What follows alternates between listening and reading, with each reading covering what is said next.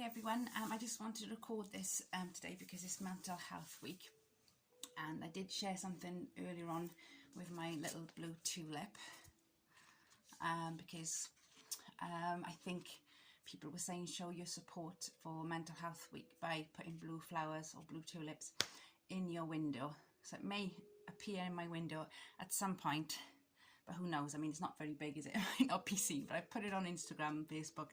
And the reason why I'm recording this and not going live is because I need to share it across all my accounts, and it makes it difficult to do that 3 times across different accounts and things. So I thought I'd just record it and get it all done in one shot, and that way then I can make sure I don't miss anything out. So a friend of mine in South Wales, her name is Carla. She has a site on Instagram called First Fruit Creations.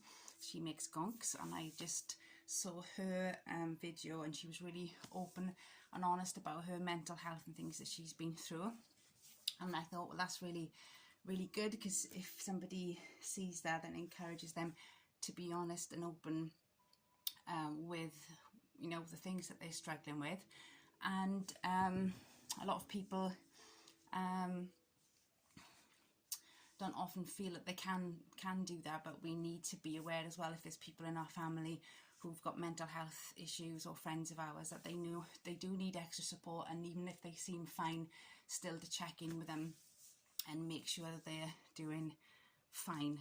Because I know when I was in my mid to late 20s, I went through a really tough time when I was trying to be a super mum, juggle full-time work, and it was a really a job that I really didn't like, and where there was a lot of pressure on me and put on me to wear umpteen hats that I didn't know I'd be wearing until I got the job.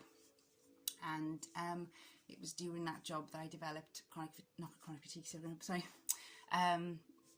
irritable bowel syndrome, and because it was just so stressful, and I wasn't, at that time I was trying to do so many things that I couldn't pick up my kids from school, I couldn't, you know, take them to school, and my workplace wasn't allow me any flexible work options to be able to do that once or twice a week. And I really wanted to finish my job, and it was really difficult, but I didn't feel I could, because financially as a family we couldn't cope without my wage. So I felt really trapped in that position, and it just got worse and worse, and I had debt that I had to pay off from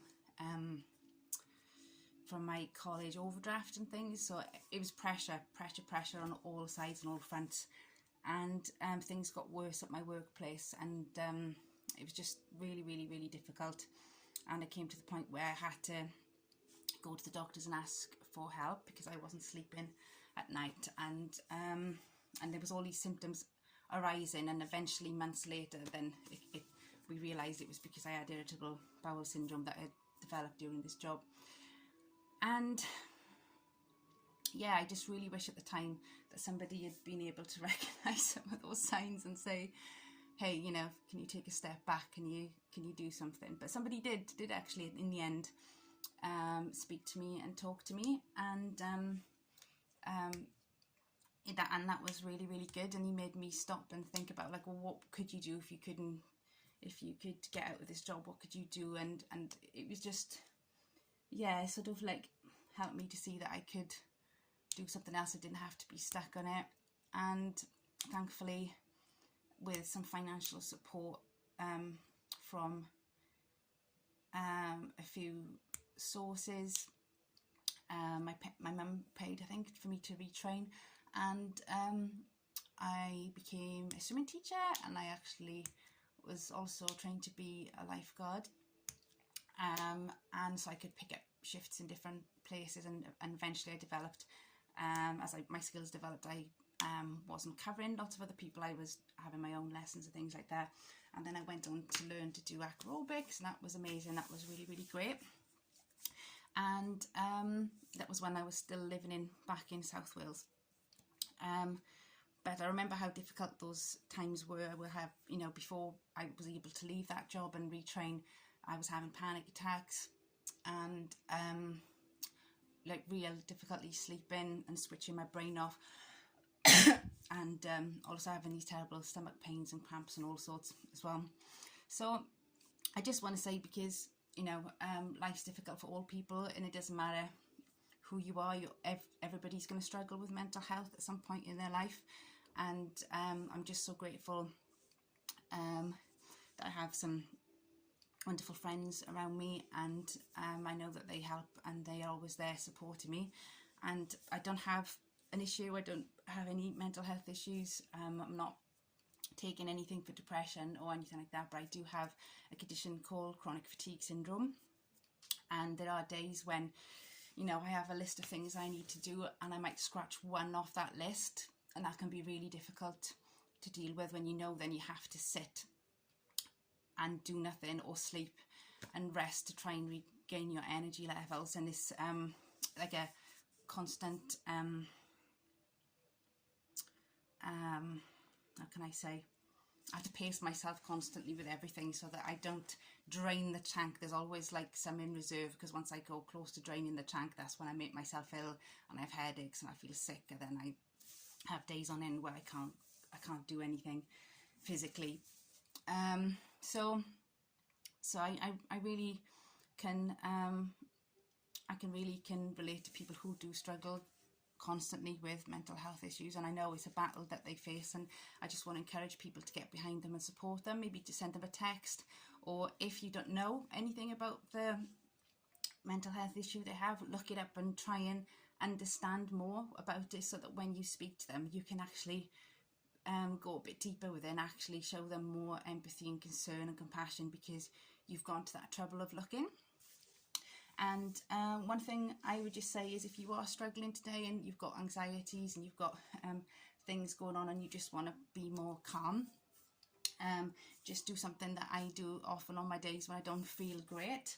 Like this morning, I just got some scrap paper. I looked online and I looked at a picture of a tulip, and I sketched it out and I coloured it in. And you know what? I know it's not a great work of art. I know it's not going to be, I'm not going to sell it to anybody. It's just me chilling out and having a bit of fun, but that's fine. That's totally fine, because it served the purpose that it needed to do. And yeah, I just want to say as well, in the future, I am going to create a Facebook group for people who want to get into art and they don't know where to begin. But sometimes you just have to go and find what you have and doodle or draw or colour with the things that you have, and have that, give yourself permission to have your own space, and to say to the rest of the family, look, I'm going now into my little creative zone, please don't disturb me till I come back out. And if you have little kids with little naughty hands who like to come and pinch shiny things, then you might have to say to them, you know, like you don't like people touching your toys, please don't come into my space and take my things and touch my things. And you know, when you think about how much space your kids have to run around the house and everything else, just allow yourself a little bit of time and a little bit of space to do your own thing. If you haven't got kids and you just got a busy life, allow yourself that time just to chill out and do something that's relaxing. Don't worry whether it's a great work of art or not. It's not about that. Just enjoy having time for you and doing your own thing. So I hope this helps, and I hope somebody will be inspired to do something for somebody else today, or just to take some time for themselves. That would be great. Have a great week. Take care. Bye.